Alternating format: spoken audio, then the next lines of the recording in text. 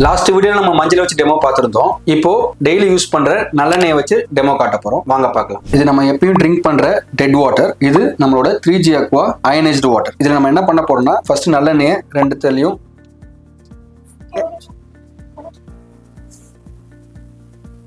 இதுல கொஞ்சம் அதிகமா ஊற்றுங்க. டெட் வாட்டர்ல அதிகமா ஊற்றிருக்கும்.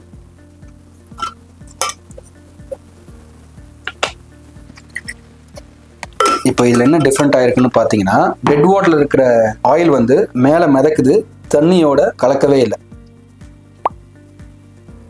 நம்ம லைவ் வாட்டரில் இருக்க ஆயில் வந்து தண்ணியோட மிக்ஸ் ஆயிடுச்சு. நார்மலாக எல்லாருமே சொல்லுவாங்க ஆயிலும் தண்ணியும் கலக்காதுன்னு. இப்போ நான் இதை கலக்கியே காட்டுறேன் உங்களுக்கு.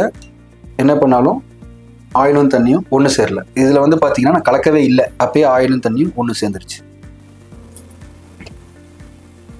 இப்போ உங்களுக்கு தெரிஞ்சிருக்கும் எது டெட் வாட்டர் எது லைவ் வாட்டர்னு. டெட் வாட்டர்ல ஆயில் வந்து மிக்ஸ் ஆகவே ஆகாது.